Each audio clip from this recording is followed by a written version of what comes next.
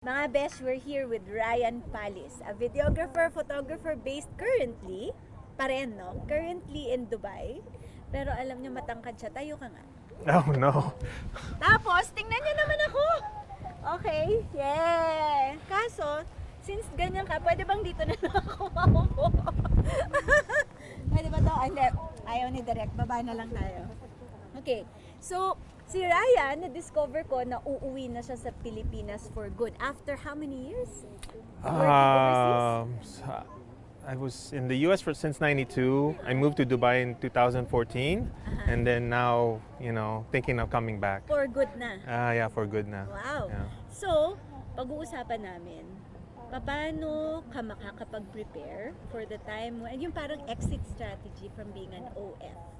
Ayaw na natin tawagin OFW. Yeah. So, overseas Filipino. Paano ka uuwi for good na pagdating mo dito, maganda yung buhay mo. Hindi ka ulit mapipressure na bumalik overseas. Kasi iba rin yung stress. Although it's a great opportunity to be able to work overseas. Yeah. Hindi siya negative dapat. Pero you should have the kind of life na parang hindi ka na mapipressure ulit bumalik overseas. Ilang taon ka ng videographer, photographer? How did you get into So I was in Florida. I was working in a corporate office. So I was in the corporate environment. My hobby was always photo and video. So for Mga anong decade ito? This was around 2012, 2013. Talaga? Yeah. Hindi naman, Not that parang, 20. Actually, my first real video I made was with my son, who was around 10 years old, maybe, or 7 or 9, one of those. And he was having problems at school. So, and he was living with his mom then. So, and his mom was hirapan yung nanay. So, she asked for help. So I said, all right, let me take him. Sa akin muna siya. And then when I took him, I shaved his head. And ano talaga, back to basics ka. I have to break the bad habit. Okay. Yeah, he's being very unruly. uh-huh. So discipline. Ginawa mo siyang model sa videos. So no, and then of course, my life then changed because I can't go hang out anytime, because I'm full time. He lives with me. So like, what can we do that it's still fun? And then so what I did is I did a music video of him just dancing everywhere, and then I compiled that. And then it so happened we made it, so it started in Florida. We went to different places, and then Nahilig siya sumayaw. no, but it's just part of the process, So we nakakapture namin yung event and the memories, and then at the same time we're bonding, and then now we have something to reflect back on. Cute. And so we got all the way, even our trip going to the Philippines, because we were going for a wedding here in 2011. So in Chicago, he was, dancing, and here in different parts, and it turned out really good, and I can't wait to use it for his wedding day. Nasa YouTube ba yan? Somewhere? Yeah, actually, sige, yeah. patingin ako. Ang ganda. Ilang taon na siya ngayon? He's 15. He just turned 15. It really worked, no? It did. Yeah. So and now, he went back to his mom, and things have been so much better. So okay na siya. Prior to being a videographer, photographer, what were you doing? I was in supply chain. Oh, Yeah. ang layo. Ang layo, yeah. But even in the corporate office, I was doing the videos for presentations, when we have As a hobby. as a hobby, yeah. In conventions, like we had a team convention in Houston, I recapped the whole event in a video.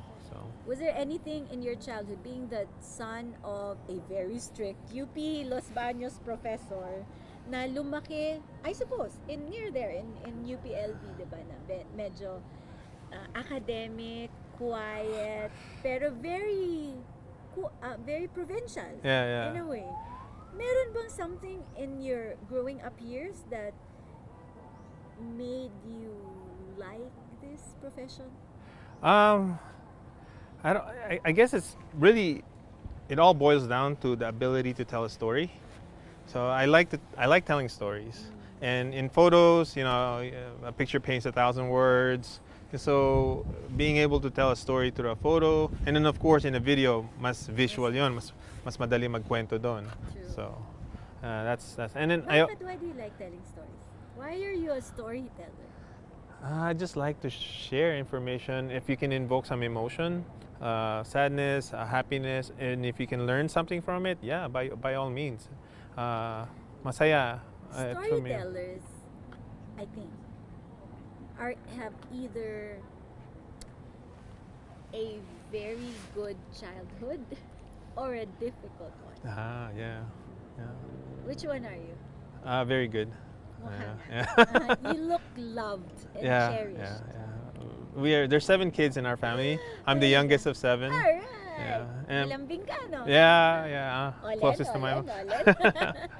And then early on, like 7 years old, I grew up in Burma. My father was stationed there for a while, being agriculture. Yeah, so trying to convert the country to grow common farm products versus opium. Nice. So Opium. Okay. yeah, Ano so it's good. And then it's a maganda experience growing up in Burma because it's a Buddhist country, Yeah, very close borders, and they're very against since they were colonized for a long time. Ayaw nila ng Westerners as much. They're not very open to that. So it was a good experience. Being in a place that you almost look like you took a time, you try and travel back, because everything's so preserved, so Okay. So ngayon, you decided to come home for good. yeah. Why? Actually, matagal na gusto umuwi. Actually, I think 2018 pa lang we were planning on ako muna uwi. The reason for that was that we had dreams of starting businesses, but living abroad, you can do that, but it's a higher risk kasi wala kang control. You don't know if the person who's managing it for you is trustworthy, and it may not be always going towards how you want it You're executed. talking about, you're in Dubai. Yeah. You want businesses here. Yeah. Pero mahirap na. Mahirap, yeah.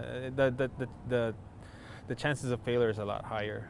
So what we did is, and then unfortunately my mom was starting to get sick. She's getting older, and she lives alone in our house, and she only has helpers. Her mom is so adorable. Super kikay, super cool. At anong edad? 82? Like 83 my mom? now. 83 now. Yeah. Oh, my mom is also 83. Hindi, 82. Nag-aral siya ng ukulele.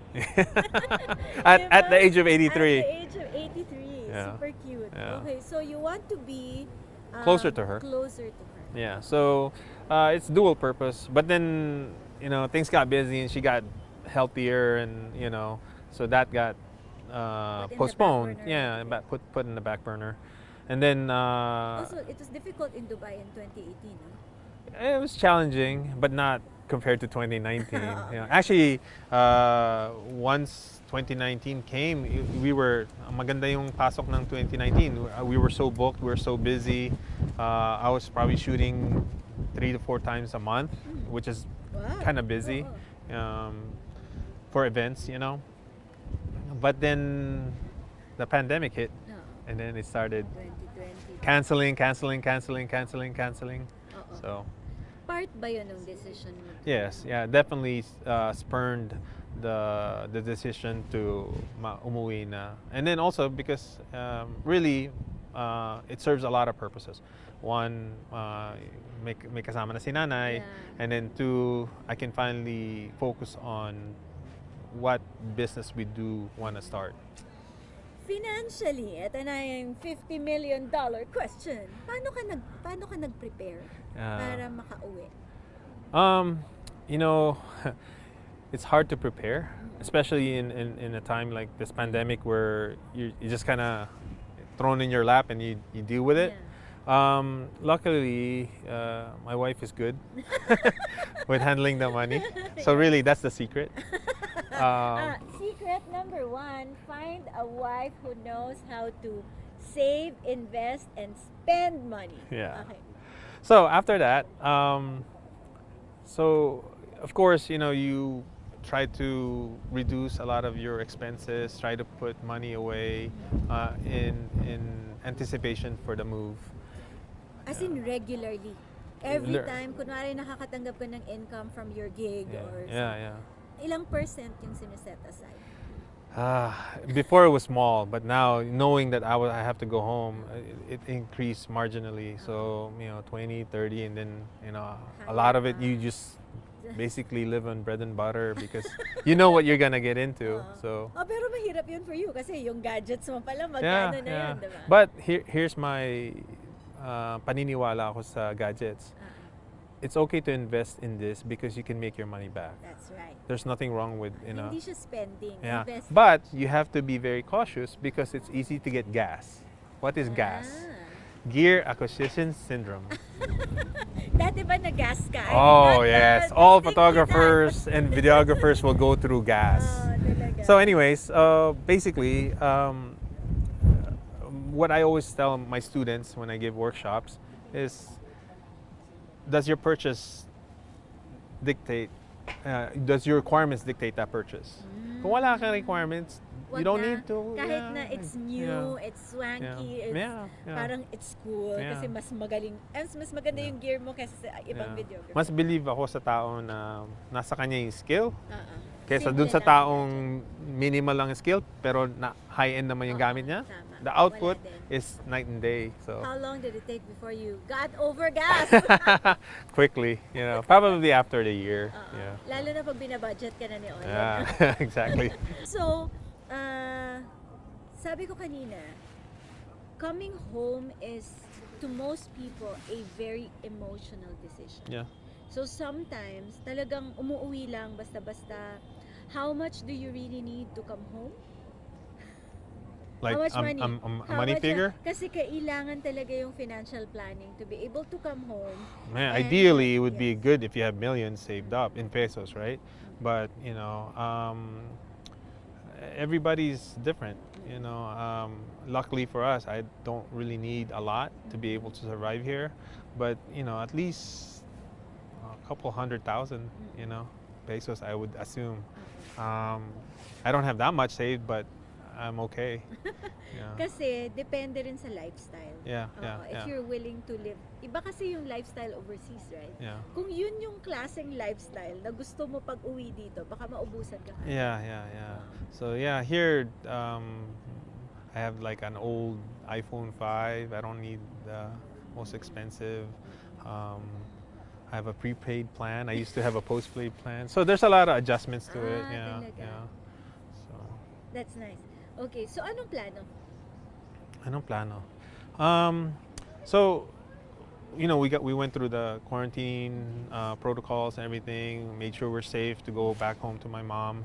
And then December, of course, holiday. So focus mo, family and Since celebrating you've been away for so long. for a while. And then now in January, I'm starting to gear up towards figuring out what to do. So we already have plans. We wanted to start a small farm. I wanted to start a small studio. But before I can do that, I have to pag-aaralan ko yung market, create a business plan, understand what is needed, what the demand is, what are the rates, is it profitable, I was talking to Direct last night. You can just tell the difference already of what they pay here versus what they pay in Ang Dubai. layo, no? The budget is quite different. But then the skills are different too, Yes. Tsaka dito kasi everybody's a photographer. Yeah. Di ba? Minsan, ang hirap mag-charge kasi parang feeling ng iba, pag masyado ka mahal, kami-kami na lang. Or we'll get someone na cheap. Hindi pa Yeah. masyadong na-appreciate. But that's a common issue globally, So you face that everywhere. But then your work has to speak for your talent fee. Nag-gear up now for the juicy questions. Oh no. Paano yan? Si Olen nandun, tapos ikaw. Yeah, so babalik yung asawa ko sa Dubai because she cannot leave her business and it's still ongoing there. For me, I closed my media company. It was just me anyways. I just hire freelancers to beef up my team if I need it per project. But so it's easier for me to close. Yeah, LDR kami. So it's gonna be a challenge. But we were LDR also when I lived in Florida and she lived in Dubai. So we've been through it. I think with good communication, 100% being open to everything, communication, we should be good. Mahirap yan, Yeah, mahirap, yeah. So aside from communication, one last tip for LDRs, for OF LDRs. Oh. Invest Ah. in video chat. Video, Pa- ano yun, secure video chat links. I would say, I don't know, another helpful tip for an LDR, other than communication, send gifts. Oh, You gusto know? ko yan. Yeah, send gifts. Send gifts to me. Joke. But small gifts. It doesn't have to be super expensive or anything. You know, if you know she likes a certain kind of coffee, have a friend order it for her. You know, small, simple gifts. Pwede. You know, nothing crazy. Parang it shows people lang that you care. You're thinking Yeah, of them. yeah. Kahit mga simple. Yeah. I think super takeaway talaga. Sometimes you think everything personal finance is about money. It's more personal than finance. And there are so many things. The entire emotional journey natin, may kasamang money issues yun. And if you're not careful, you lose a lot of money because you don't take care of your emotions. Pero ang galing kasi you've been, parang nga nakita ko dun sa journey mo, even with your son, alam ko may cost yun. Yeah. Oo. May cost yun to take care of him, to do all of those videos, to travel with him. Pero again, sa money really, di ba? Paulit-ulit kong sinasabi, money is not the most important thing. If you spend it to take care of a relationship, then na-fulfill na ng pera yung purpose mo. And I think OFs need to know this. Kasi sometimes din, pagka puro pera iniisip, di ba? Parang nag-suffer na yung relationship. Same thing with your wife. Same thing with your mom. Yeah. Yeah. So, parang yun ang takeaway ko today. It's a year of love. Kahit na may pandemya pa, Yeah. dapat importante ang pagmamahal. Yeah. At pera. Hay nako, sobrang ganda ng interview at natuwa ako sobra sa kanya. Kaya, nagtanong din ako sa ibang experts kung ano yung mapapayo nila for Ryan. And I have several here that I want to share with you. Siyempre, ang unang-una is the number 2 transformer in Empower and Transform, my company that offers financial services to Filipinos here and around the world. Si Warren de Guzman. Ito po si Warren, anak ng OF to. Anak na siya ng OF, kaya marami siyang pwedeng itulong kay Ryan in terms of advice. Sabi niya, as an OFW family member, I would tell him that things are very different here in the Philippines compared to Dubai. So having someone move back ahead to get acclimated is a smart move. He should learn about all the cost of doing business. Yan ang nakakalimutan natin. Dapat maghanda na sa cost ng pagpapermit at marami pang bagay. It is also normal for OFWs to regret moving back if they end up not making as much money as they did abroad. So, sabi niya, he should keep that in mind when considering his finances and business plans. Parang ganun nga din ang sinabi ni Maria Teresa Habitan, Assistant Secretary ito sa Department of Finance, at nagpadala siya ng ganitong advice kay Ryan. Just remember that life in the Philippines is very different from life in Dubai. It is very challenging to be here right now, kaya commitment talaga ang kailangan. Si Sen Perlada, ito yung dating head ng Export Management Bureau ng Department of Trade and Industry. Sabi niya, prepare business plan on what goods and services Ryan can export to Dubai. Then expand to the rest of the Emirates and the Gulf. So kung dati, nandun lang yung market niya, pag uwi niya sa Pilipinas, pwede niya pang lakihan yung market niya.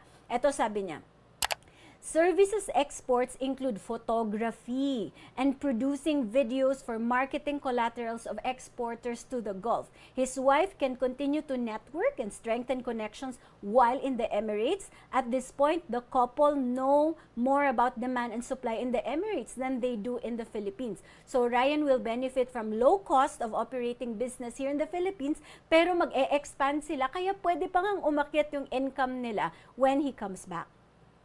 Si Aisha Hortizuela is a businesswoman but also a frontliner based in the United States, and pinadala niya tong advice na to para kay Ryan. If one of them has an 8 to 5 job, keep it first in order to have a continuous flow of income, while the other one can do a feasibility study on what businesses they can have here and have some knowledge already to put up in the Philippines. Eto, kilalang-kilala nyo to mga besh. Si Rose Fres Fausto. Sabi niya, my advice will focus a bit more on the physical distance between the spouses. Yung mga advice na nakuha natin, talagang multidisciplinary at mahihit lahat ng pangangailangan ni Ryan. If the sacrifice has to be done, please have a definite time frame. Your relationship is worth a lot more than the savings and earnings of being apart. Gustong-gusto ko yun. It's not easy to sustain a loving marital relationship away from each other. So then of course, just always observe the 3 basic laws of money. Sundan nyo sa mga susunod na YouTube channel episodes natin para mapag-usapan natin ang 3 basic laws of money. Very quickly, si Paul Española, sabi niya, Ryan should remain and assist his gorgeous wife in closing their business in Dubai. Ayaw din ni Paul na maghiwalay silang dalawa. So nothing should separate them in life, not even his desire to live closer to his super-duper adorable mother. Pero sabi ni Sheila Samonte Pesayco, so also another businesswoman based here, pwede siyang umuwi while his wife finishes her business in Dubai, because time with his mom is precious and I wouldn't trade it for any amount of money or profitable career. Marami naman daw online jobs that will enable him to earn wherever he is. Si Girlie, ganun din ang sinasabi niya, important yung spending time with his mother. Other plans can take shape as he and his wife get everything in place. Ito, journalist, at marunong din talaga to sa pera. Si Stanley Chris Laranio, sabi niya, whatever business he decides to pursue, I think it would be better if he locates it near his mother's residence. Now, we have a follower. Her name is Bliss Rizal. Sabi niya, reason of coming back is for dear mom, but the fact is, life is temporary. So, kailangan meron ng assets si Ryan na that will allow him to create money in the Philippines like a rental business. Tapos, sabi niya, don't kill the golden egg. I like that also. Dalia Rivera Supad is also an OF na umuwi successfully sa Philippines. At sabi niya nga, nakapagsimula siya ng online business here, kahit ukay daw binibenta niya, hindi naman daw po siya naghirap during the pandemic. Last 3 advices. Si Guada Lagrada, sabi niya, very risky in the Philippines now.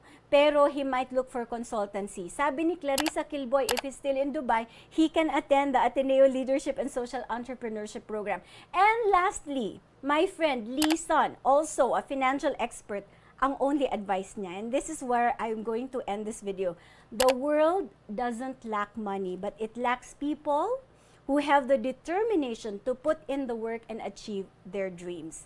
Tingin ko hindi lang itong mga advice na to para kay Ryan. All of you OFs out there who are thinking of coming back home for good, trying to survive COVID, and making sure that you're close to your family, sana may napulot kayo dito. Maraming salamat po sa panonood ng ating episode today. Don't forget, click subscribe at hit that bell para sa susunod na episode, alam nyo na may bago tayo. And always remember to watch our Saturday night live for Salveses. Meron tayong live always Saturday 8 p.m. Thank you to all our sponsors. Sana po lagi kayong masaya.